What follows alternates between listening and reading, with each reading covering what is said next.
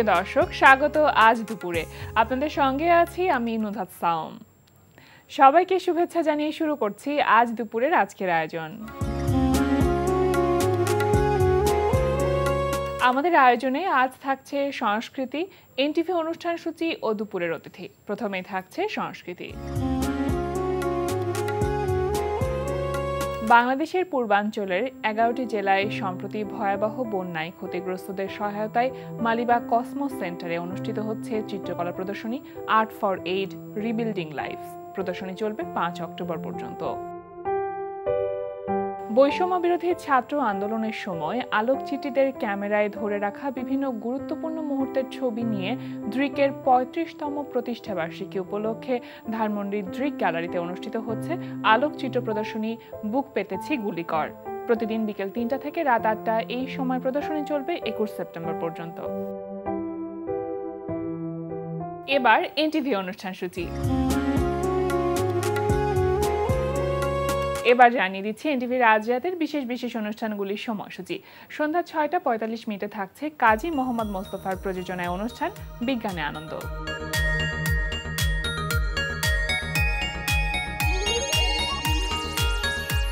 রাত 8টা 20 মিনিটে থাকছে মারুফ রেহমানের পরিচালনায় ধারাবাহিক নাটক প্রবাসী পরিবার। এমন ভাবে তোমার মা বলো মনে হয় যে আমরা সবাই তোমার শত্রু।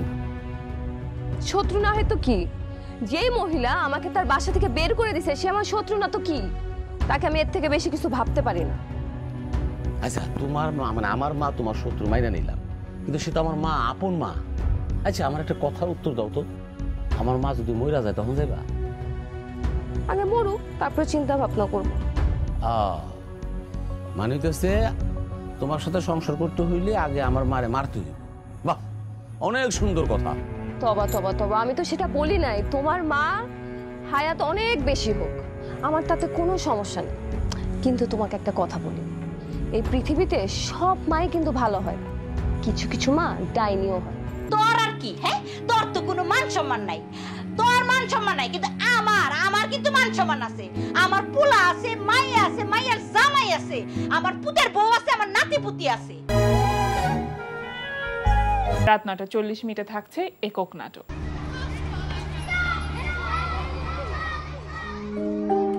তুমি কি চাও বলো তো, ছেলে না মেয়ে? একটা সুস্থ সবল বাচ্চা। আমি আসলে তোমাকে হ্যাপি করতে পারছি না। তুমি যদি চাও তাহলে আমি তোমার সন্তানের বাবা হতে চাই, আজ এখনই, এবং অবশ্যই সামাজিকভাবে। আমার মন কখনোই ভালো হবে না। কেন? কারণ সমস্যাটা আমার না, সমস্যাটা আমারও। আমি তোমার সন্তানের মা হতে চলেছি। তোমাকে চিনি না আমি। তুমি আমার সন্তানের বাবা। আমার সমস্যা নিয়ে আমাকে থাকতে দাও। আমি মিষ্টি, সেটা বুঝলেন কি করে? তোমাকে দেখে বুঝলাম। দেখলে কি সবটা বোঝা যায়? আপনি ভাবলেন কি করে যে আমার নারী কাটা ধনকে টাকার বিনিময়ে অন্য কারো কাছে দিয়ে দিব? কত দেব? আপনি যত চান। রাত 11টা 30 মিনিটে সরাসরি সম্প্রচার হবে সঙ্গীতানুষ্ঠান মিউজিক নাইট। এই ছিল এনটিভির আজ রাতের বিশেষ বিশেষ অনুষ্ঠানগুলির সময়সূচি। দেখছেন আজ দুপুরে। এনজিওর কিস্তি প্রথমবার বিকাশ পেমেন্ট করলেই 20 টাকা ইনস্ট্যান্ট ক্যাশব্যাক। এবার দুপুরের অতিথি। প্রিয় দর্শক, আমাদের আজ দুপুরের অতিথি সঙ্গীত শিল্পী সোহাগ। শুভ দুপুর ভাইয়া। শুভ দুপুর। কেমন আছেন? আলহামদুলিল্লাহ ভালো, আপনি ভালো আছেন? ভীষণ ভালো আছি। ব্যস্ততা সম্পর্কে তো জানবো, কিন্তু তার আগে জানি যখন ব্যস্ত থাকেন না, তার মানে যখন অবসর থাকে সেই সময়টা কিভাবে কাটে? অবশ্যই গান বাজনা নিয়েই থাকি, গান শুনতে পছন্দ করি, গান শুনি, বেশি বেশি গান শুনি। আর সময় পেলে আপনার হচ্ছে যন্ত্র নিয়ে বসি। আচ্ছা, মিউজিক ইনস্ট্রুমেন্ট যেমন দোতারা আছে, চেষ্টা করি একটু তবলা নিয়ে বসি বা একটু হারমোনিয়াম নিয়ে বসি, এই সমস্ত করে দিন কাটাই। আর হচ্ছে আর কিছু সময় আমি আড্ডা দিতে পছন্দ করি, বন্ধু বান্ধব, কাছের বন্ধু বান্ধবদের সাথে বসে আড্ডা দিই, এই আর কি। আর আমার আড্ডা তো হচ্ছে হ্যাঁ, ঘুরতে যাওয়া হয়। হ্যাঁ, ঘুরতে যাওয়া হয়। আর আসলে আমরা যারা কণ্ঠশিল্পী তাদের আড্ডার মধ্যে হচ্ছে কি গান গানই জড়িত থাকে, থাকে, তার কারণ একদম। বন্ধু বান্ধব থাকে, দোস্ত এখানে আসছে, খুব সুন্দর একটা ওয়েদার হ্যাঁ। বা খুব সুন্দর একটা মুহূর্ত, একটা গান গা। হ্যাঁ হ্যাঁ তো আমাদের গান নিয়েই থাকতে হয়। জি। আর এমনিতেও তো স্টেজ পারফর্ম করার জন্য আপনাকে বিভিন্ন দেশ, বিভিন্ন জায়গা বা বিভিন্ন অঞ্চল ঘুরতে যেতে হয়েছে। হ্যাঁ। আর থাকে না অনেক কিছু কিছু স্মৃতি থাকে যেগুলো সবসময় মনে কোঠায় আসলে গেঁথে থাকে। এমন কোনো স্টেজ পারফরমেন্সের কথা বলতে পারবেন কি আজকে আমাদের সাথে, যেটা ভীষণ রকম মানে স্মৃতিময়? অনেক স্মৃতি আছে দেশের বাহিরে, তবে একটা স্মৃতি আমি উল্লেখ করতে চাই, সেটা হচ্ছে আমি তো আসলে আমার শুরুটা হয়েছে এনটিভির মাধ্যমে, ক্লোজ আপ দিয়ে। তো আমি আমেরিকায় গিয়েছিলাম প্রোগ্রামে, নিউ জার্সিতে একটা প্রোগ্রামে। তো তখন হঠাৎ প্রোগ্রামের মাঝখানে বৃষ্টি শুরু হয়ে গেল, আমরা একটা জায়গায় গিয়ে আশ্রয় নিলাম আর কি, স্টেডিয়ামের একটা ইয়ের ভিতরে। আচ্ছা।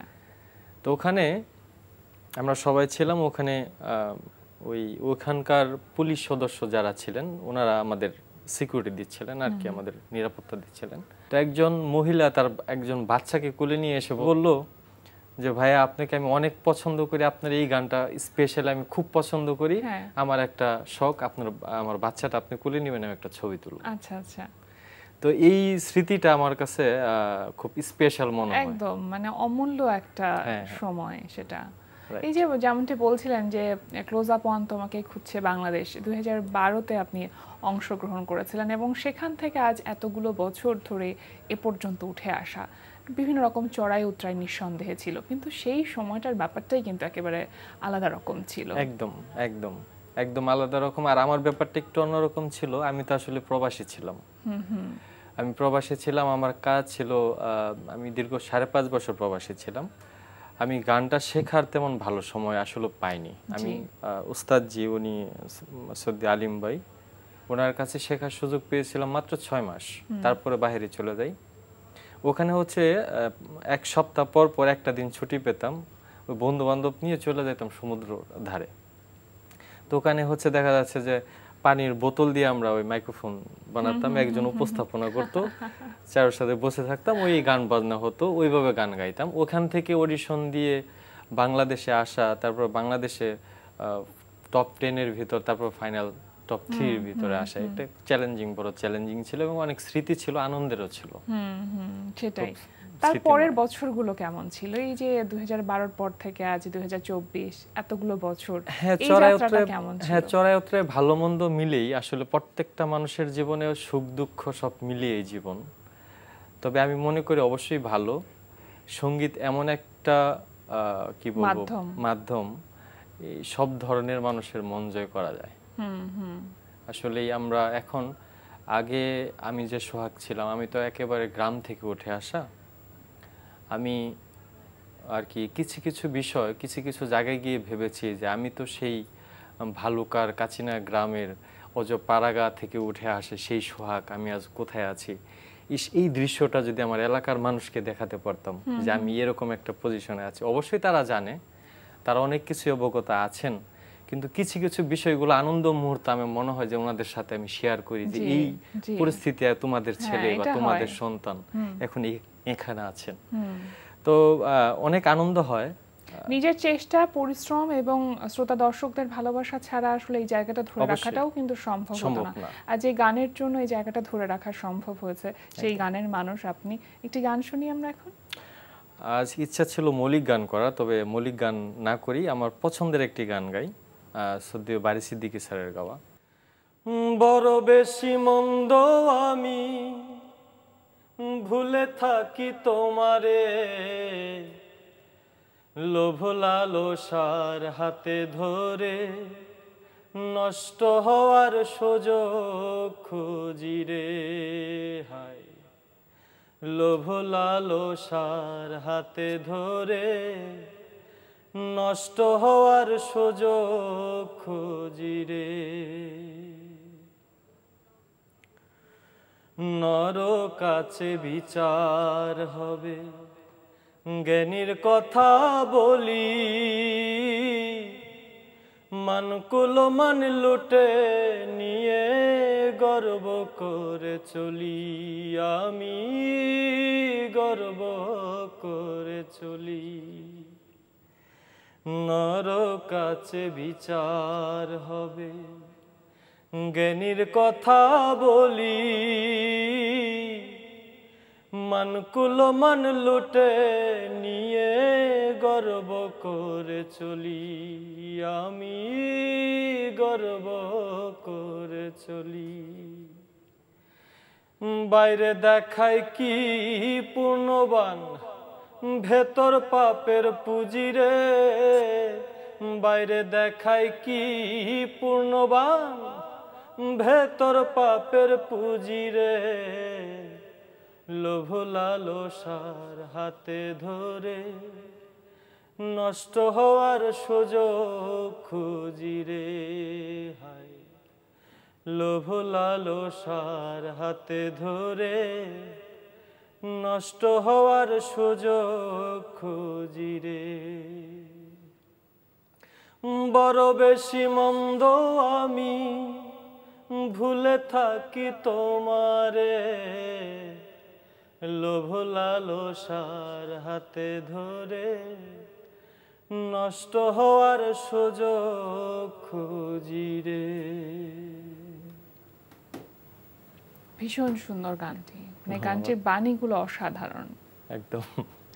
আচ্ছা, এই যে আমরা আপনার গানটি শোনার আগে কথা বলছিলাম যে এতগুলো বছরের পরিবর্তনগুলো নিয়ে কথা, যে মানুষ মাত্রই তো পরিবর্তনশীল, প্রতিটা মুহূর্ত প্রতিটা দিনই আমরা একটু একটু করে পরিণত হচ্ছি, কিন্তু তারপরও এই যে এতগুলো বছরের কোন পরিবর্তনটা বিশেষভাবে আপনার নিজের কাছে নিজেরই চোখে পড়ে? আসলে এইভাবে যদি বলতে হয় তাহলে আমি আমার পরিবর্তনটা আমি আসলে নিজেকে আসলে ভাবে দাঁড় করাতে পারিনি, বুঝতেও পারিনি। কিন্তু তারপরে মনে হয় আত্মবিশ্বাসের যে জায়গাটা সেটা অনেকটা বেড়েছে। হ্যাঁ, আত্মবিশ্বাস অবশ্যই, তার কারণ ওই বিষয়টা যদি বলতে চাই, আমি যখন দুবাইতে ছিলাম, আমি বাংলাদেশে আসার পর, আমি ময়মনসিংহ অঞ্চলের ছেলে, তো আমাদের উচ্চারণে খুব ভুল হতো। আচ্ছা, খুবই ভুল হতো। তো এনটিভিতে আসলে বেশি ভয় লাগতো, তার কারণ এনটিভি সবাই তো ফ্যামিলির মতো, সবাই ভুলগুলো ধরিয়ে দিত। অন্য টেলিভিশনে এটা হতো না, ভুল হয়েছে সমস্যা নেই, কিন্তু এই টেলিভিশনে সবাই ভুল ধরিয়ে দিত। ওই ভালো করতে গিয়ে আরো বেশি ভুল হতো। তো আসলেই তখন কোনো লাইভ বা কোনো স্টেজে বসার পর বুকের ভেতর একটা কম্পন অনুভব করতাম, মানে নার্ভাসনেসটা বেশি কাজ করতো। কথার মধ্যে অনেক ভুল হতো, কথা বলতেই পারতাম না, এবং কেমনও হয়েছে যে ওই প্রোগ্রাম শুরু করার আগে বলে দেওয়া হয়েছে ওকে প্রশ্ন কম করাই উত্তম। তো সেই বিষয়গুলো জায়গাটাতে সোহাগ অনেকটা উতরে গেছে না, সেই বিষয়গুলো এখনো রয়ে গেছে, এখনো উচ্চারণের সমস্যা রয়ে গেছে। চেষ্টায় আছি ভালো কিছু করার, ভালো গান উপহার দেওয়ার। আচ্ছা, একটু জানতে চাইবো যে এখন আসলে কি কাজ করা হচ্ছে? হ্যাঁ, এখন মৌলিক গান নিয়ে আছি, 12টা গানের কাজ ধরেছি। আমার খুব কাছের বন্ধু মেহার, ওর লেখা 10টা গান, আর শামসুল হক, উনি একজন প্রবাসী, উনি খুব ভালো লেখেন, ওনার 2টা গান। এই 12টা গানের প্রজেক্ট শেষ হলে পরে আবার চিন্তা করবো আরো কিছু গান নিয়ে কাজ করার। অলরেডি রেকর্ড হয়ে গেছে, মাস্টারিং চলছে। এই সপ্তাহে আপনার ভিডিওর কাজটা কমপ্লিট হলেই আস্তে আস্তে পর্যায়ক্রমে রিলিজ দেওয়া হবে। জলের ঘর নামে একটা ইউটিউব চ্যানেল আছে, সেটা আমার ব্যক্তিগত চ্যানেল, সেখান থেকেই দেব। আচ্ছা, নিজের ইউটিউব চ্যানেলের জন্য তার মানে বেশি কাজ করা হচ্ছে? হ্যাঁ, তাই হচ্ছে এখন। আচ্ছা, এখন তো এমনি নাটকের গান বা অন্যান্য প্ল্যাটফর্মগুলোর কাজও আমরা দেখে থাকি, বা ওটিটির কাজ যদি বলি, সেগুলোতে কি কাজ করছেন? হ্যাঁ, এইবার ঈদে একটি কাজ, ওটা নীরব ভাইয়া অভিনয় করেছিল, নামটা মনে নেই, চ্যানেলে হয়েছে। মায়ের একটি গান ছিল আমার, আর এর আগে একটা করেছিলাম সাতিম কাঠের কফিন, সেটার মধ্যেও কাজ করেছি। এরকম ভাবে আহামরি আমার আসলে প্লেব্যাকটা আমার লাইফে একটু কমই হয়েছে। আচ্ছা, এনজিওর কিস্তি প্রথমবার বিকাশ পেমেন্ট করলেই 20 টাকা ইনস্ট্যান্ট ক্যাশব্যাক। এই যে আপনি প্রবাসীদের নিয়ে কাজ করেছেন বা প্রবাসীদের জন্য গান করেছেন, এটা কি এই জন্য যে নিজে একটা সময় আপনি প্রবাসে ছিলেন, তাদের কষ্টটা বা তাদের যে দুঃখটা সেটা আপনি বুঝেন বলেই প্রবাসীদের নিয়ে গান করা? একদম। আমি তো লাস্ট মনে হয় 1 ইয়ার বা তার থেকে একটু বেশি হবে, আমি দুবাই প্লাস সিঙ্গাপুর থেকে প্রোগ্রাম করে আসলাম। তো দুবাইতে হচ্ছে একটা স্মৃতি আমি একটু বলবো। হ্যাঁ, দুবাইতে আমরা সবাই ছিলাম, আমরা ক্লোজ আপের সবাই ছিলাম, রাসেল খিমা সম্ভবত। তো ওখানে যাওয়ার পর তো সবার সামনে গান গাওয়ার আগে আমি বলছিলাম যে ভাই আমি এই সদ্য 5.5 বছর দুবাই থেকে তারপর বাংলাদেশে গেছি, আপনারা যে পরিস্থিতিতে আছেন, যেভাবে রুমের ভিতরে থাকেন, যেভাবে কাজ করেন, সেভাবে আমি কাজ করতাম। সকালে ডিউটি থেকে আসা রান্না বান্না, তারপর বাড়িতে ফোন করে বাড়ির সমস্যা শোনা, তারপরে মাস শেষে টাকা পাঠানো, ঠিক আছে, এই সময়গুলো আমি পার করেছি। অতএব আপনাদের কষ্টগুলা বুঝি। তখনই সেই সাথে সাথে একটা গান দিলাম, আমার ঘরেও জ্বালা বাইরেও জ্বালা রে, ঘরে জ্বালা বাইরেও জ্বালা, জ্বালা রাইতে দিনে, একমাত্র তোর প্রেমের কারণে। পাবলিক। সঙ্গীত শিল্পী হিসেবে যদি জানতে চাই আপনার কাছে যে সঙ্গীত কি আপনার কাছে? সঙ্গীত এটা আসলে কি বিশাল একটা সমুদ্র, এটা শেখার শেষ নাই। এটা কি বলবো, যারা কি বলবো গুণী জ্ঞানী যারা আছেন তাদের মুখ থেকেই শুনেছি যে সঙ্গীতের আদৌ কিছু শিখতে পারলাম না। সেই অবস্থায় তো আমরা আসলে শিশু, শুরু করছি মাত্র। তো সঙ্গীত সাধনার বিষয়, অনেক সাধনা করতে হয়। সঙ্গীত হচ্ছে গুরুমুখী বিদ্যা, অবশ্যই গুরুর কাছ থেকে শিখতে হবে, আর অনেক বেশি চর্চা করতে হবে, সাধনা করতে হবে, তাহলেই সঙ্গীতকে একটা পর্যায়ে নিয়ে যাওয়া যাবে। জি, যেমনটি বলছিলেন যে সাধনার বিষয়, চর্চার বিষয়, এটা তো আসলে একটা লম্বা প্রসেস বলা যেতে পারে, যেটার শুরু আছে কিন্তু শেষ নেই। এবং শিক্ষারও আসলে আপনি অনেকের কাছ থেকে শিখেছেন, যাদের সাথে কাজ করেছেন, আপনার গুরু আছে। প্রত্যেকেরই তো একটা আইডল থাকে বা আদর্শ থাকে, যে যেই জায়গাটাতে বা যে লক্ষ্যে আমি পৌঁছাতে চাই, তেমন কোনো কিছু কি আইডল? অবশ্যই তার মতো না, খুব একটু কাছাকাছি যেতে পারলে আমার আত্মতৃপ্তি আর কি পরিপূর্ণ থাকবে। সেটা হচ্ছে শ্রদ্ধেয় বারী সিদ্দিকী। আমি ওনার সাথেও ছিলাম। তো সাধনার বিষয় কেন বলবো, আমি ওনার কাছ থেকে কিছু বিষয় জানতে পেরেছি। যেমন একটি গানটা আসলেই কোত্থেকে আসলো, এই গান কি বিষয় নিয়ে গানটা করা। যেমন আমরা বিখ্যাত কিছু গান আছে, মানুষ এখনো ভুল করে। আমার গায়ে যত দুঃখ সয়, চোরে চোরে, কেউ বলে চোরে চোরে দেওয়া নেওয়া হয়, চোরে চোরে দেওয়া আলা হয়। মূলত একদিন আমি ওনার সামনেই, ওই একজন মানুষ ওই এই গান নিয়ে কথা হচ্ছিল, পরে সে বলছিল আসলে চোরে চোরে দেওয়া নেওয়া দেওয়া আলা কিছুই না, চোরে চোরে বেওয়ায় আলা হয়, বেয়াইশালা, চোরে চোরে মাস্তাতো ভাই। আরেকটি গান পুবালি বাতাসে, আমি দিনের পথ আদলে যাইতাম, রাস্তা হইতো সোজারে, আমি একদিনের পথ অর্ধেক দিনে যাইতাম, রাস্তা হইতো সোজারে। এই আদল শব্দটা অনেকেই ভুল গাচ্ছে। আমি একটা জিন্দা লাশ, এই গানের মধ্যে ভুল আছে, ভুল গাইছে।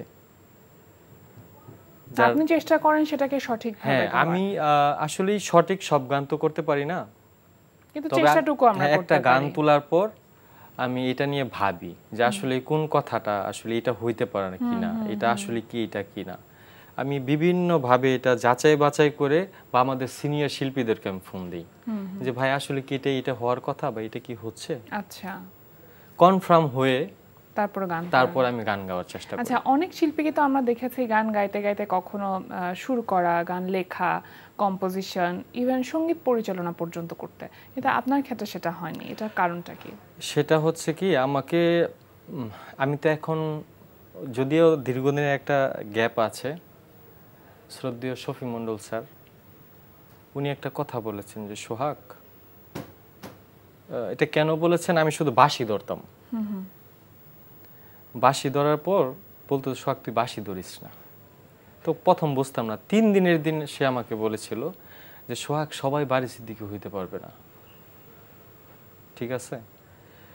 সঙ্গীত দমের খেলা, বাঁশি দমের খেলা, এটা আধ্যাত্মিক কথা। তুমি যে সংসার করছো, আমার যে মা আছে, সেটাও দমের খেলা। তো তুমি 3টা দমের খেলা একা খেলতে যাইও না, তোমার সমস্যা হতে পারে। অতএব তুমি অন্য একটা ইনস্ট্রুমেন্ট হাতে নাও, তুমি এইটা নাও। পরে দোতারা হাতে নিলাম, যা হোক। তো এই কথাটা কেন বললাম, যে ওই দিন থেকে আমি বুঝতে চেষ্টা করেছি যে সবার দ্বারা সবকিছু সম্ভব না।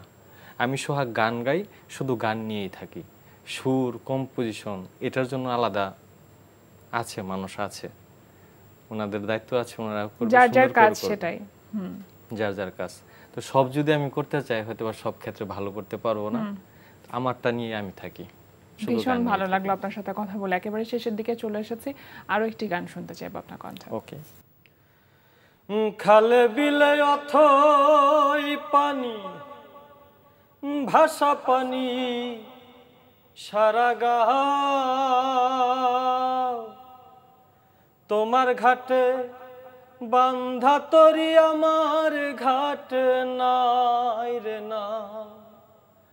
দেখা যাও দেখা যাও দেখা যাও, মরার আগে একবার যদি তুমি আমায় দেখতে চাও, মরার আগে একবার যদি তুমি আমায় দেখতে চাও। হাল ছাড়িয়া দেইনি আমি, আশায় বাঁধছি বুক, মরার আগে পরাণ ভরে দেখব তোমার মুখ। হাল ছাড়িয়া দেইনি আমি, আশায় বাঁধছি বুক, মরার আগে পরাণ ভরে দেখব তোমার মুখ। অবসবেরি দিয়া এখন,